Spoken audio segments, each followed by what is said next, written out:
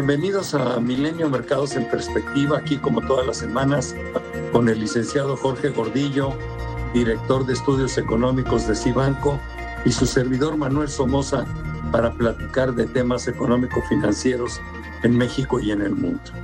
Y como siempre, inicio la sesión platicando un poco de los mercados.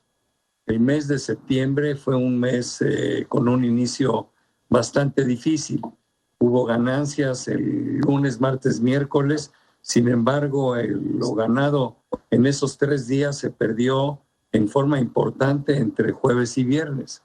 Ya hay un ajuste importante en las acciones tecnológicas de alrededor del 8% en la semana, lo cual, bueno, pues es lógico después de ver a estas acciones cotizar en máximos históricos durante los últimos meses. Yo creo que es un ajuste sano, no cambia la tendencia, pero bueno, los datos simplemente no son buenos. Fíjense, Europa en los pasados 5 días se redujo 1%, el Dow Jones perdió el 0.96%, el Standard & Poor's 1.94%, Nasdaq, que es donde cotizan las acciones tecnológicas, bueno, pues terminó con una baja importante como del 7%. La Bolsa Mexicana de Valores también se contrajo alrededor del 4%. Lo que sí cotizó bien en la semana fue el peso, que se revaluó 1% contra el dólar. Y habría que señalar que en lo que va del mes, el peso se ha revaluado 5% con respecto al dólar. Está cerrando en la semana sobre niveles de 21.60, lo cual, bueno, pues es su mejor cotización desde hace varios meses.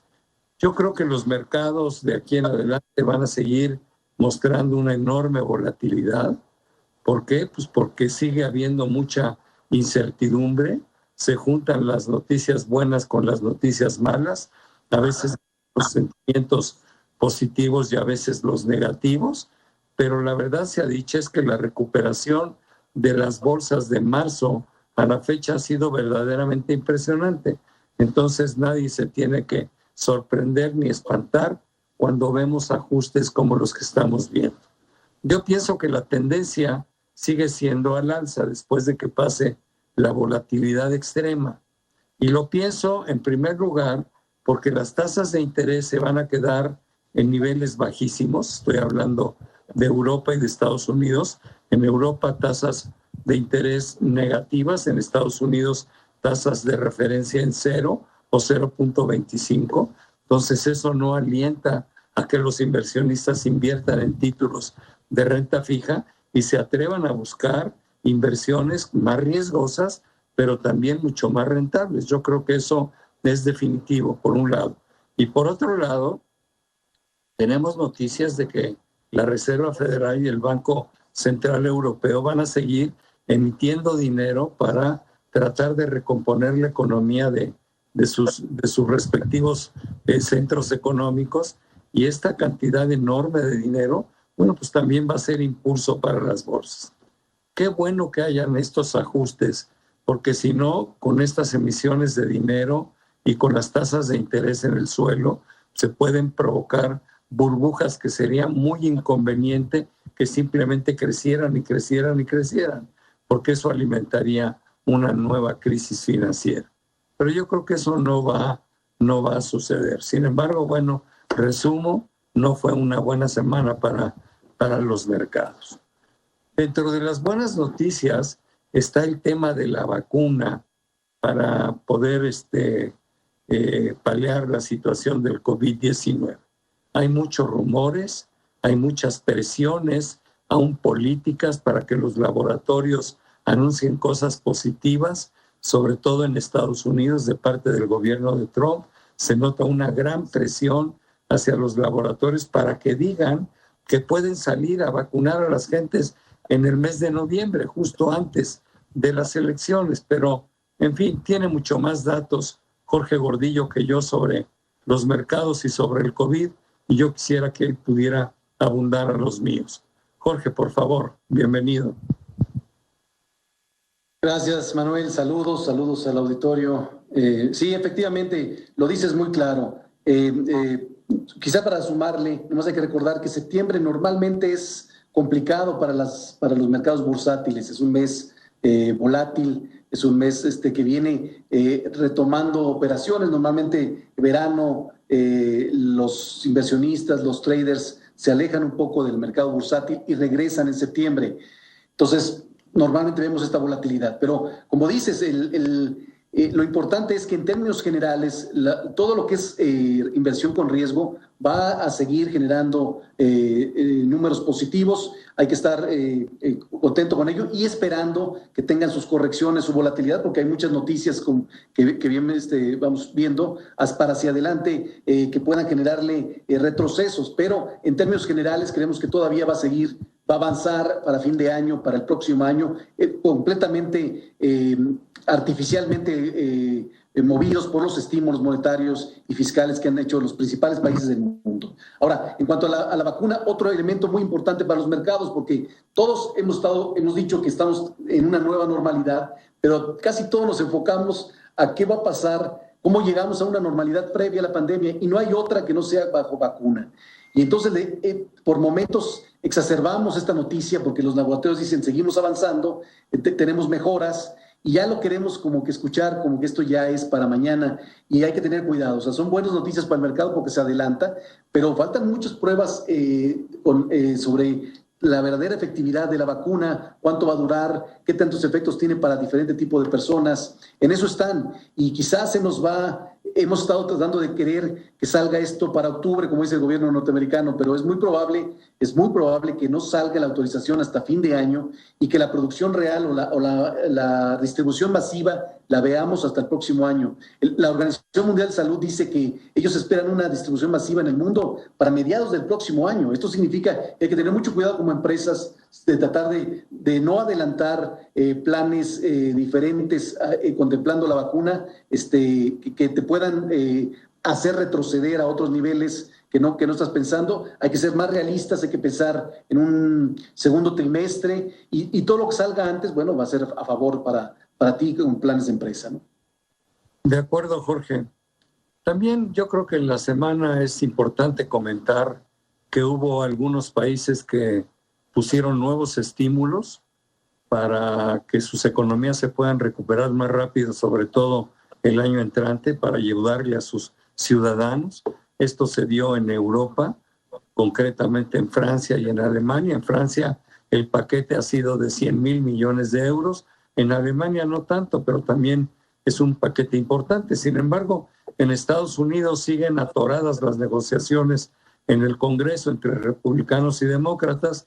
Los demócratas quieren un paquete de cuando menos 1.5 trillones de dólares y la administración de Trump no quiere soltar más de 500,000.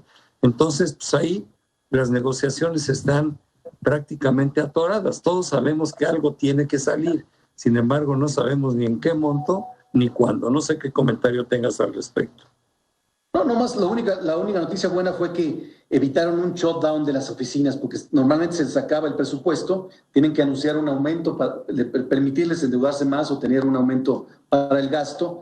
Y bueno, separaron esta discusión de estímulos monetarios con que tengan recursos suficientes las oficinas de aquí a las elecciones para que no la usen este tema como pretexto a presión porque tiene que tener algo previo a las elecciones, ¿no? Ahora, como datos positivos, yo creo que estuvo muy bien el dato del empleo no agrícola en Estados Unidos, es decir, cuántos empleos se crearon en el mes de agosto. Se crearon 1,371,000 cuando se esperaban 1,350,000.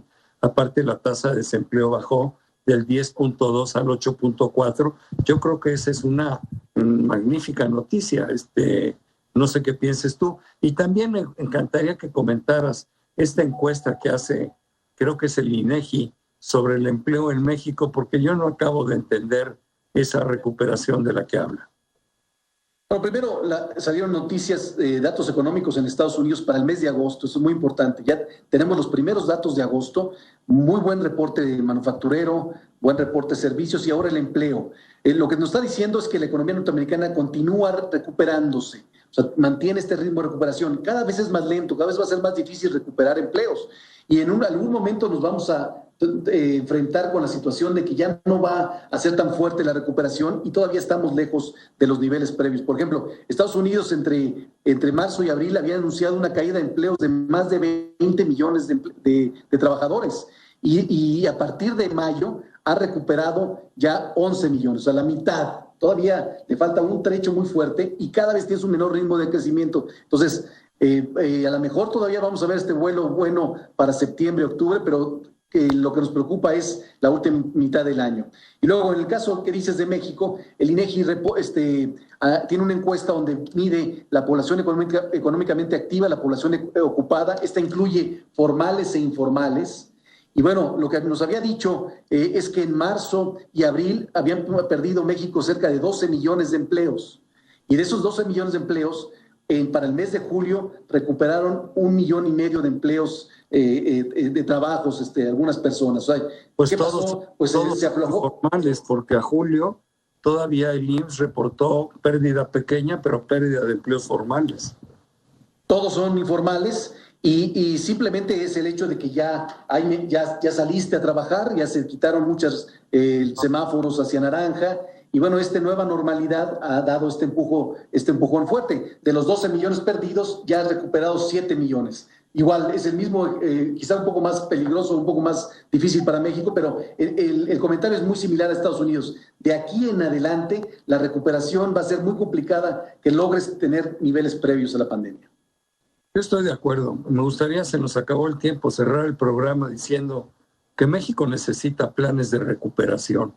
Planes para que invierta el sector privado, planes que alienten y den confianza, que den certidumbre. Eso es lo que necesita este país y si no lo tenemos, pues no vamos a tener una recuperación ni pronta ni importante en el 2021 y años subsecuentes. Esto me parece muy importante. Estamos esperando el plan de infraestructura energética que nos prometieron que estaría en 15 días, ya se cumplió el plazo, no se ha anunciado nada. Ojalá y se anuncie, pero además de este plan se necesitan muchos otros, porque honradamente estar con los brazos cruzados ante una economía que va a caer más del 10%, bueno, pues no es lógico. Deberíamos de hacer enormes esfuerzos por reactivar la inversión en México. Si no hay inversión, no hay nada. Ese sería mi último comentario. Jorge, muchísimas gracias, pero sobre todo gracias a todos ustedes por acompañarnos aquí todas las semanas en Milenio Mercados en Perspectiva. Que estén bien, buena semana.